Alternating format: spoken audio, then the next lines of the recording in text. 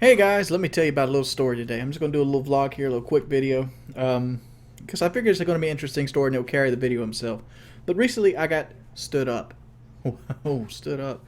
This is the first time I've ever got stood up. And I'm going to go tell the story about it.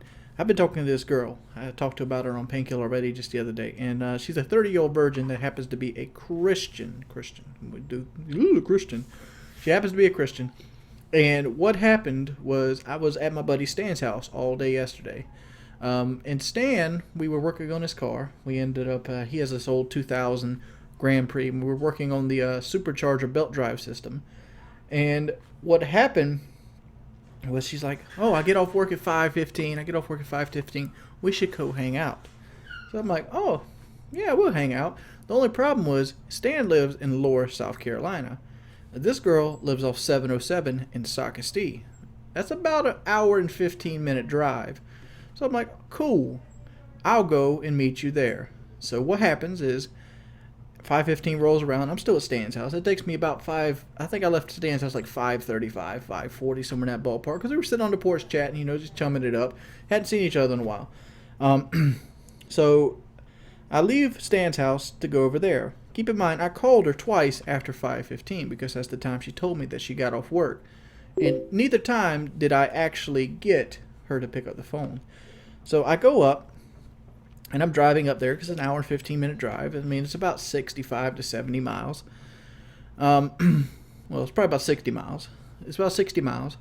And so I call her twice on the way too as well, because I'm trying to get her to pick up the phone so we can figure out what we want to do. She wanted to go to dinner or something like that, so we try to find out what place she wants to go meet at.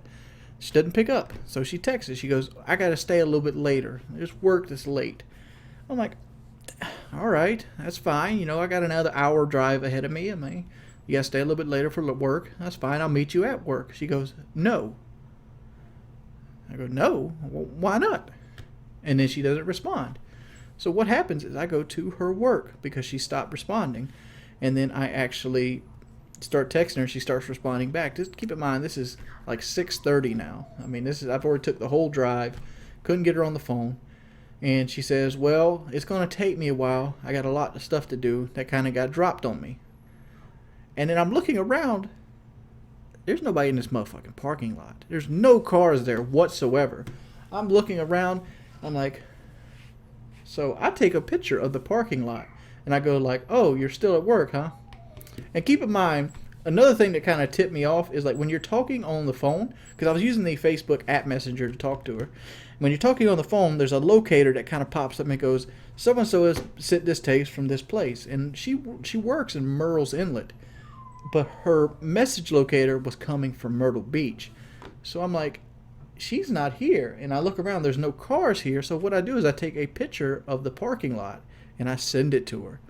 And then she starts backpedaling like a motherfucker. And she basically tells me that all the missed phone calls scared her. What kind of bullshit is this? Missed phone calls scared you? Keep in mind, you asked me to come meet you and then you back out. And then you kind of use the fact that I called you, that it scared you. How the fuck does phone calls scare you? Why the fuck do you even talk to me if you're afraid to meet me? That is ridiculous. That is asinine. I don't understand that one little bit. And what tops it all off is she insults me in stating that she needed to protect herself. And I'm like, protect yourself from what? Serial rapists that spend the entire day helping his buddy try to fix a car up to sell it? Serial rapists that you've talked to for like 2 goddamn months? I don't understand women at all, dude. What's some of the worst situations you've ever been to where you got stood up? Let me know in the comment section below.